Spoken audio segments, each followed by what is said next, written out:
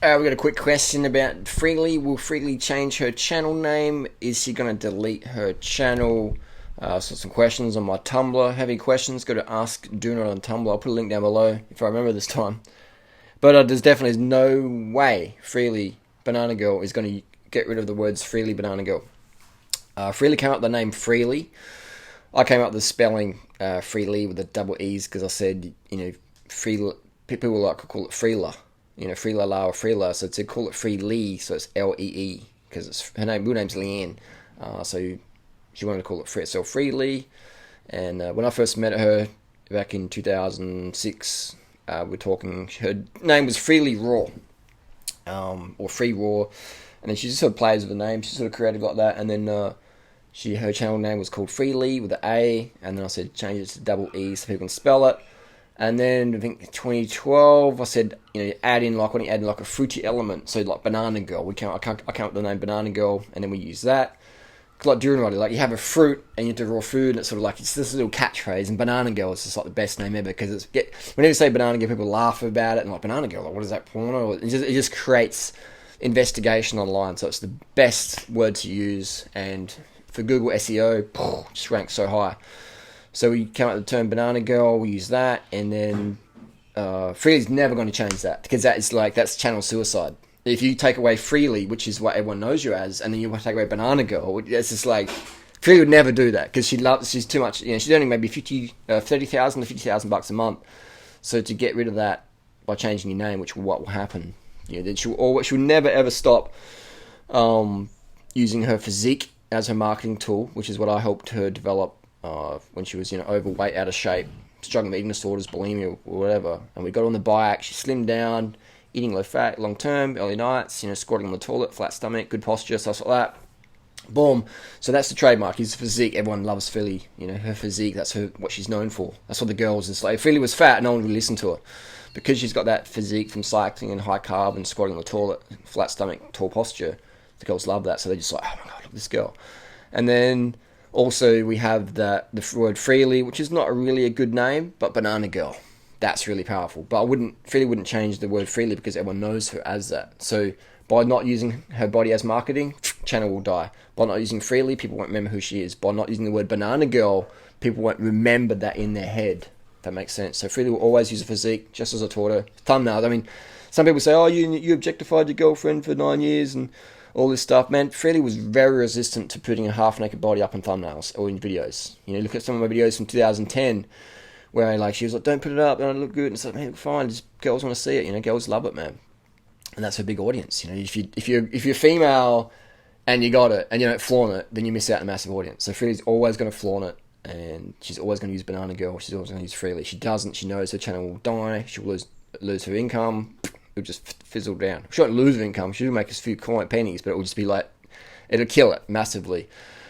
And again, so to answer the question, people said, oh, you objectified your girlfriend, blah, blah, blah. So no. You got to use what you got. If you're one of these steroid guys like Venus and stuff, and then use it, man.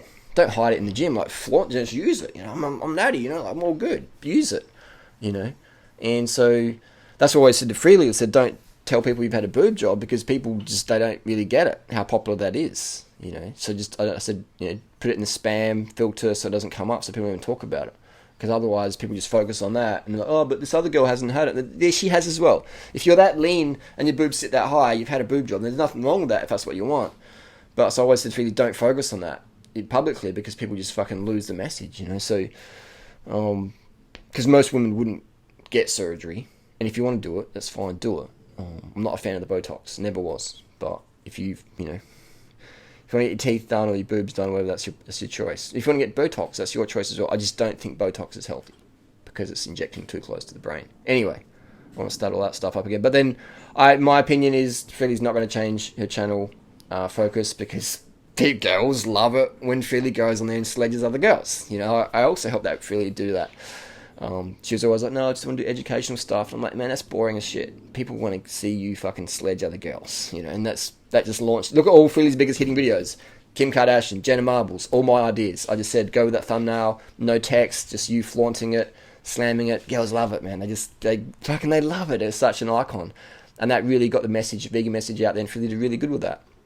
made so much money, made so much positive impact, best form of activism on the planet.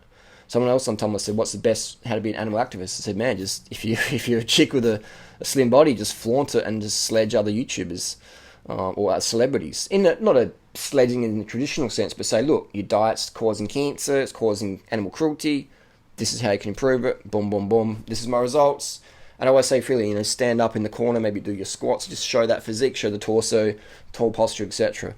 And that was just a winning combination. So Freelee's always going to use that, because that's what earned the biggest bucks and created the biggest impact. Obviously, Freelee's more about the bucks now versus impact, and that's fine. That's just her choice. But it's sad to see. But so I would say that Freelee's just trying to lose her association with me, and I don't care. I'm happy that Freelee's got success. I'm definitely happy for us. It's like someone said the other day, I'm a queen maker, and I would say that's true. I enjoy really helping people with their success, and that's why I enjoy helping the guys and the girls with their fitness or their YouTube or whatever.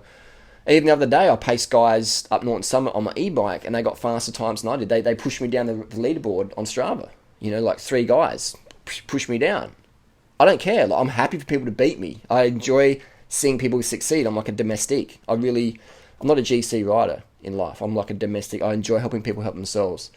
And it's cool when people recognize that and say, "Hey, thanks, durianrider, for support." That's just a bonus. But the most important thing for me is just seeing the vegan movement get better and bigger and spread far and wide. And there's nothing more important than YouTube, in my opinion. There's nothing, man. Even slacktivists like Gary Yourofsky, he only got popular because Freelee shared that video. I shared the video, back in when our channels were pretty pumping. They're still reasonably pumping, but it shares. All you need for success for something to be viral is people, 2 or 3 channels to share it who have a good following, and then it just starts to snowball. It gets ranked up in the YouTube SEO, and then just it goes viral. But obviously Gary Yourofsky's a stoner, and he doesn't really get that, and he's doing nothing with his life. He's retired. Gary Yourofsky said he's retired from activism. Now he's a slacktivist. He's officially a slacktivist. So by being a supportive role, a domestic, pushing people on the back, giving me a hand up, helping Freelee deal with the haters, stuff like that, getting her to a position where she's at now, and then when she inspired other girls. And one of my big inspirations in recent years would be Kayla Itsines' guy, Toby Pierce. And obviously he sued me in Supreme Court, whatevers, and there's all that beef, vegan beef. But I would say that I definitely find him a very inspiring person. I don't like what they teach, but man, he's behind the scenes and he's just impacted massively. I would say, in my opinion, a negative way, because it's teaching girls you can only be bikini confident if you like a certain BMI, etc. But he's been behind the scenes, he's paid attention to what worked, and he realised as a guy, you're not going to be very successful. Women are always going to be more successful. So if you want to create a movement, create change, guys, you have to be behind a woman and help her push herself up and beyond, because women always will get more attention than guys, always. You get an aesthetic female versus an aesthetic male, you walk them down the street, the girl always gets more attention, because guys are going to like looking at girls, and girls will like looking at girls. The guy will get a little bit, the girls will get... Man, if you get a male model of mainstream proportions, a female model of mainstream proportions, get them walking down the street. I mean, how many famous male models do you know off the top of your head? I don't know any names. Females, you just 10 off the top of your head. Cindy Crawford, Claudia Schiffer, all these people. Boom. But guys just will never ever be successful as women on social media. Relative. Imagine if there was a female blogger aesthetic who did the same quantity and intensity and daily vlogs like Casey Neistat did. 300 million views a month versus 70 to 100 million views a month, So guys can be successful, but on social media, women are always going to be dominated. Women are king and queens on social media. And the sooner the guys understand that and put their ego aside and get behind a woman and back her and push her and give her support, and as long as she's on the same page and wants it, then boom, that's what success is. And that's where the Freelee Banana Girl success came from, because she wanted that. But then she got to a certain level. I could see that Freelee was just got to the top, 16 million views a month, and then she was just I don't want to be pushed anymore. And then that was time for me to sort of exit the relationship and for us just to be friends and sort of move on. And you can see that. So once I walked away, her channel went from 16 million views, dropped right down. We built it up, boom, boom, boom, and then I walked out, dropped down. And that's not like me casting shade or talking shit or whatever. That's just the truth. That's the stats. You can look on socialblade.com. She didn't want fit anymore. She was happy where she's at. She's got her slimness, she got her money, she got her house paid off, she got money in the bank. She didn't want any more. She didn't want more community. She's like, I've had enough. Not everyone can handle stardom at a social media level. And YouTube, you could be world famous. My definition of world famous is you can go anywhere in the world and people will stop you on the street every day. I could go to Iceland. I could go to Argentina. I could go ride my bike in Thailand. People will stop me every day on the street somewhere. Maybe in the small rural towns, not as much as the cities, but YouTube makes people world famous. Anybody can be world famous on YouTube. And that's what a lot of people don't understand. People think of, like, my generation is like, oh, if you're not on TV or Hollywood, then you're some weirdo on YouTube. But the 20-year-olds or the 10-year-olds or 15-year-olds, they grow up with YouTube. And that's their new celebrity status. That's their new TV. And if you don't grow with the times, you get left behind. And even in Australia, we have a cycling magazine called Ride Magazine, which was like an amazing publication. I used to buy it every month, my student budget. And it was like expensive for me back then, but I'd buy it because it was such a pretty publication. And now I don't even really read it because there's so much stuff online. And I see the guy who made it, his name's Rob, and he's sort of like just fading away into non-existence because the young generation of cyclists, they're all going to like my channel or Cycling Mayo or just going online, forums, etc. Not many people are really big in a magazine, which is just a sign of the times. It's not good or bad, it just is what it is. To wrap it up, Freelee Banana will never change her channel name. If she does, she'll suffer massive decrease in income, and which is her main priority right now. Impact she doesn't really care about too much. I still care about impact more than income. That's why I'd be happy living on the street, dead broke on welfare, as long as I had the internet connection to be able to tap into you guys every day. Post your comments and questions down below. Behind the scenes, there was a new TV show back in the day in the 80s called BTS Behind the Scenes, and it just showed you what goes on behind the scenes of the news, or behind the news or whatever. There's BTN Behind the News. And it showed you what goes on behind the scenes in the news, etc., to make a story, to make it. And I just found it really, really fascinating. And then I did another subject called media studies in year 10, year 9, and we'd walk around with video cameras, these big freaking Panasonic stuff, and just making prank videos around the high school. This is like in 1991, 1992, 1990. But it was just no YouTube. There's no internet back then. It was like, sort of like your dead end. Unless you get picked up a TV station or movie production theatre, you're just gone.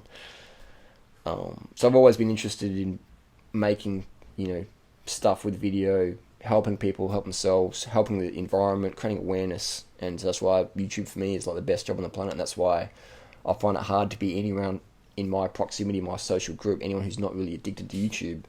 I find my being around them isn't really as enjoyable as people who are fucking fanatical as I am.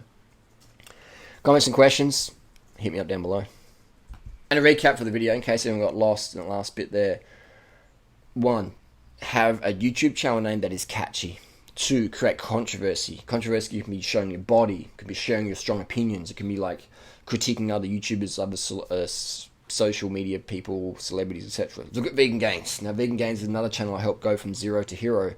I'd help Richard with his thumbnails, I say go after Hodge twins, go after, all these fake natty crew, Furious Pete, all these crew. I said basically Vegan Gains from zero to hero, my effort. And actually, my advice, but Richard's effort. Richard still turned up, he did his editing, he critiqued crew, he got the double bicep thing, which I helped him create there. Because he looked too, when you wear a t-shirt, you look too skinny, don't you?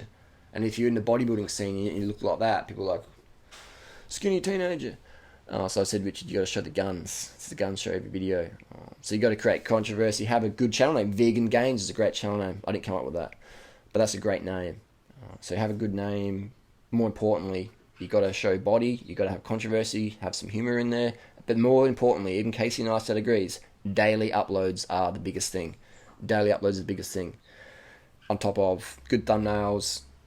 Simple as that. You don't need HD stuff. If you got HD, use it. But if you don't, it doesn't matter. More important is thumbnail. Most important. Daily. Second important. And then creating controversy with your opinion, with your physique, your diet, whatever you believe in. Done.